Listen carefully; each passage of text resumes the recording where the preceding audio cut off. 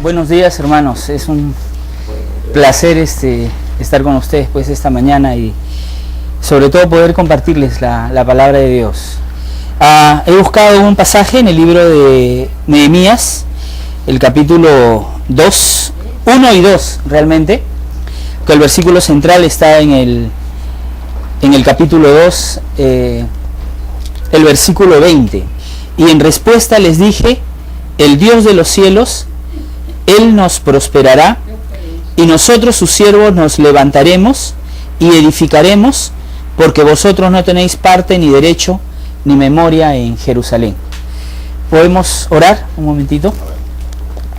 Padre Santo, te damos gracias, bendito Dios. Gracias, Señor, nuevamente por tu misericordia, por tus cuidados, Padre, por tu amor con nosotros, por permitirnos esta mañana abrir tu palabra, Dios. Te pedimos que nos hables a través de ella, Padre. Gracias te damos, Señor, por tu infinita misericordia con nosotros. En el nombre de Cristo Jesús, amén. Amén. Muy bien.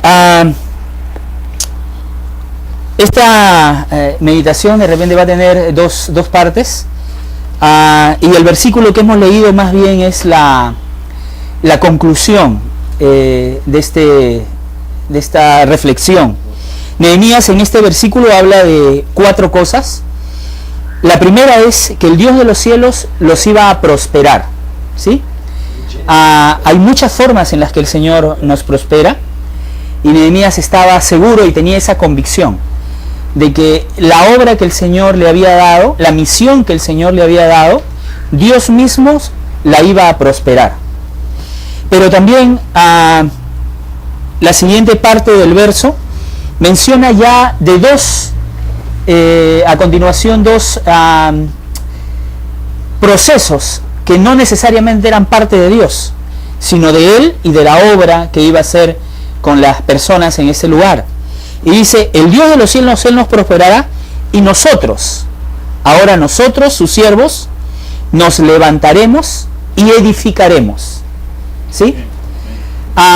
Y la siguiente parte, la siguiente cuarta convicción de Nehemías, habla de unos personajes que están referidos en el versículo anterior, ¿no?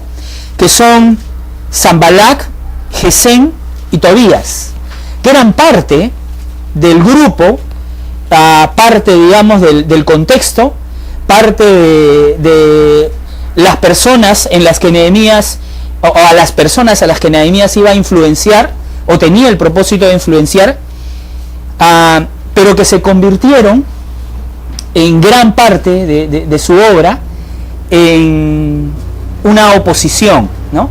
Siempre la misión, siempre la obra en ese sentido va a tener dificultades. Dios nos va a prosperar, nosotros nos tenemos que levantar y edificar, pero siempre van a haber circunstancias difíciles que afrontar, ¿sí? Y esta, le decía, era la conclusión, porque hay una oración que menciona Nehemías en el capítulo 1. ¿Sí? Ahora hemos hecho referencia de esta, en la alabanza que hemos cantado, hemos hecho referencia a este pasaje. Y está en el capítulo 1, el versículo 5, ¿no? Del 5 al 11. Y ustedes saben el contexto de este pasaje, de esta oración. Llegan sus hermanos, llegan familiares a visitar, a buscar a Nehemías, a contarle lo que había sucedido en Jerusalén. Y Nehemías pues reacciona a ese tipo de información, a esa comunicación. Ahora, realmente, estudiando un poco cuáles eran las circunstancias de Nehemías en ese momento, emocionales, más que físicas o digamos de contexto, ¿no? Sabemos que él era un esclavo, un copero, ¿no? Pero definitivamente para llegar a ser parte de la corte del rey, han tenido que pasar muchos años en la vida de Nehemías. Y una de las cosas que se supone sucedió con él, una hipótesis, es que Nehemías tuvo que nacer en castillo, ¿no? En el palacio del rey Artajerjes, para poder llegar a ser copero, para prepararlo y ser parte no solamente de la corte, sino una persona muy cercana, muy relacionada con el rey. Han tenido que criarlo y hacerlo crecer para ese propósito de vida. Entonces, Nehemías no tenía realmente mucha información necesariamente sobre el pueblo, sobre Jerusalén, lo que estaba sucediendo. Pero Dios había hecho una obra en él, en su corazón. Lo había preparado para esa misión, para ir a ese lugar. Lo había preparado desde niño, lo había preparado en cada circunstancia de su vida para que logre la misión que Dios le había dado en ese determinado lugar. Y esta oración refleja lo que el Señor había puesto en el corazón de Nehemías. Dice, por ejemplo, el versículo 5 del capítulo 1, y dije, te ruego, oh Jehová, Dios de los cielos, fuerte, grande y temible, que guarde el pacto y la misericordia a los que le aman y guardan sus mandamientos. Entonces, una de las cosas que tenía Nehemías en su corazón era el pacto. Él sabía que él era parte de la promesa de Dios. Él tenía en su corazón desde niño que él era parte de ese pacto, que él tenía un compromiso, que él era parte del pueblo de Dios, aunque esté lejos, aunque su misión sea en otro lugar muy lejano. Él sabía que él era parte de ese pacto. Luego dice el versículo 6, esté ahora atento tu oído y abiertos tus ojos para oír la oración de tu siervo, que hago ahora delante de ti día y noche, por los hijos de Israel tus siervos, y confieso los pecados de los hijos de Israel que hemos cometido contra ti, sí, yo y la casa de mi padre hemos pecado, dice. Entonces, aparte del conocimiento que tenía de que él era parte del pueblo de Dios, sabía y entendía que había un compromiso de vida. No solamente había un conocimiento, había una intencionalidad de corazón. Él tenía un compromiso con ese pueblo, aunque esté lejos. Él tenía un compromiso de vida con ese pueblo. ¿Cómo se manifiesta ese compromiso? A través de la identidad. Él se identifica con esa gente. Donde iba a ir, se identifica con esa gente. Él sabía cómo eran, quiénes eran, de repente cuántos eran, ¿no? De repente cómo era esa gente, cuál era su cultura, cuál era su forma de conducirse. Él se identifica con ese pueblo donde iba a ir a hacer la misión. El versículo siguiente dice, el versículo 7, en extremo nos hemos corrompido contra ti, y no hemos guardado los mandamientos, estatutos y preceptos que diste a Moisés tu siervo. Había un conocimiento del problema.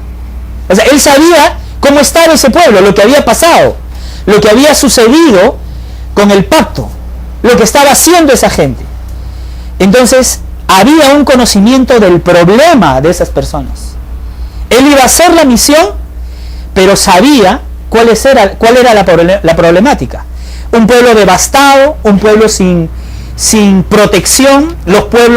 Los países enemigos entraban, salían, saqueaban, se llevaban a las mujeres lo que querían, y no había pues una convicción de pueblo, un concepto de pueblo, de comunidad, de hermandad, sino un pueblo devastado, anímica, moral y físicamente. Él sabía cuál era el problema del pueblo. Para hacer la misión, definitivamente necesitamos conocer, y nuestra oración tiene que ser siempre dedicada a buscar cuál es el problema de ese lugar. Otra de las cosas que plantea Nehemías en esta oración es el deseo de restauración.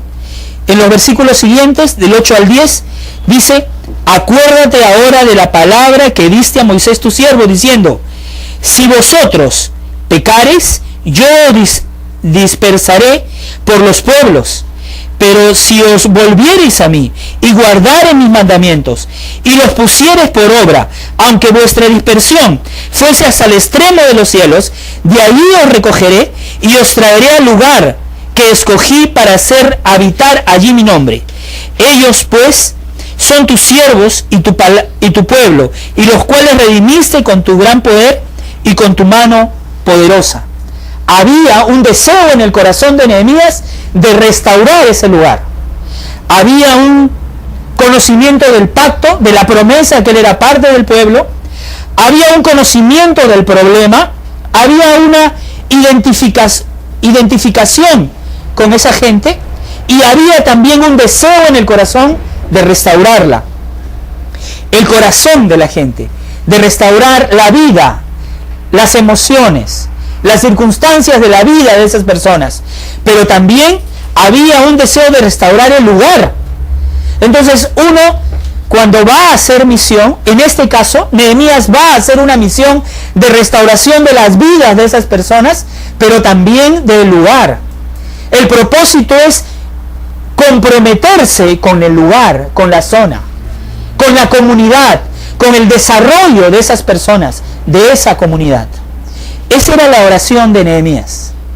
Y miren, y todo esto se plasma en el versículo que leímos al inicio, el versículo 20, porque dice Nehemías, él sabía que Dios los iba a prosperar, porque tenía el conocimiento del pacto, porque tenía la convicción que Dios le había dado. Sí, y Dios, y ustedes conocen la historia, cómo mueve las circunstancias para que Nehemías pueda ir. ¿En qué plantea Nehemías, por ejemplo, la prosperidad de Dios?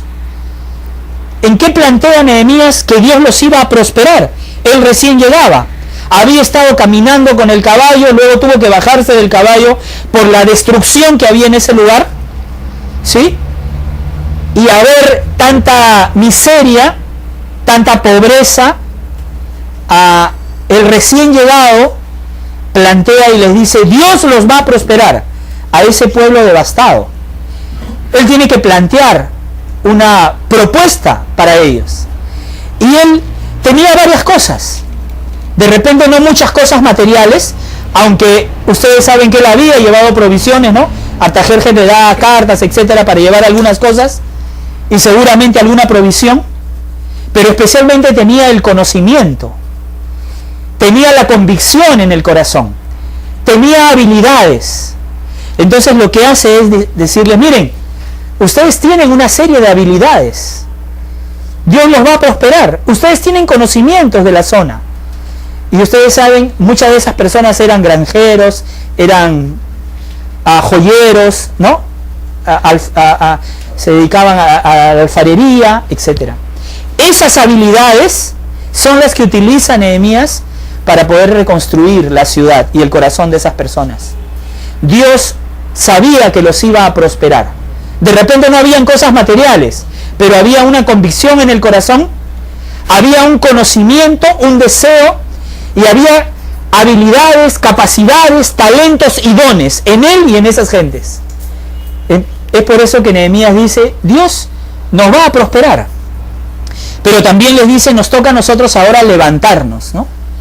Y levantarse significa conocer el contexto. Cuando yo siempre que viajo a las iglesias con las que trabajo en Compasión, yo tengo la zona de carretera central, entonces voy hasta Huaycán, voy a Jicamarca, Cajamarquilla, me voy hasta Chosica, etcétera, las zonas de las iglesias de esa zona. Y yo vivo en Santa Anita, hasta allá pues en la combi más o menos es una hora, ¿no? Así que yo voy y llego durmiendo.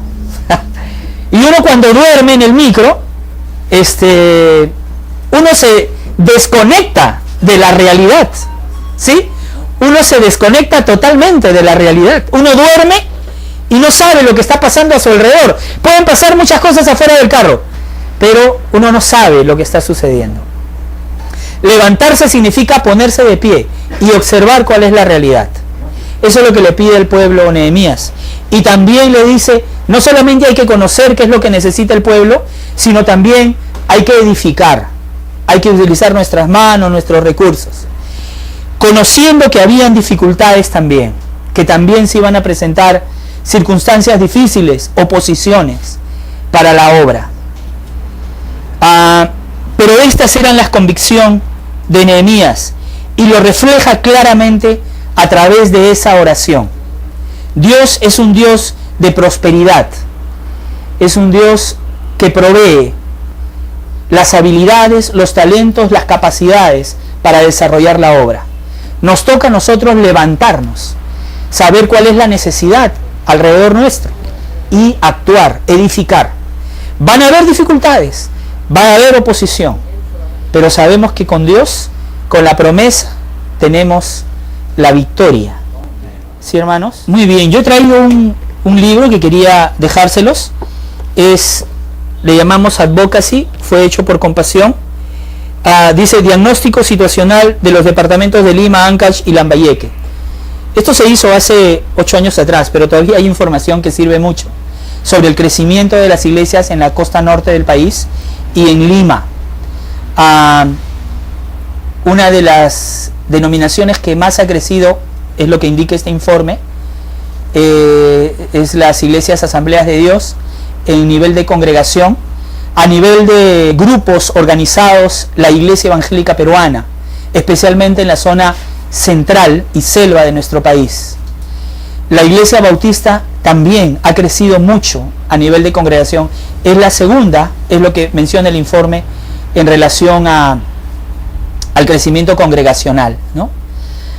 Otra cosa significativa que quería mencionar de este material es que la mayor parte de las iglesias concentra su desarrollo del conocimiento de la palabra de Dios en la escuela dominical, únicamente en esa actividad. Y creo que como iglesias deberíamos generar otros espacios en los cuales podamos transmitir mayor oportunidad de conocimiento de la palabra de Dios a la congregación.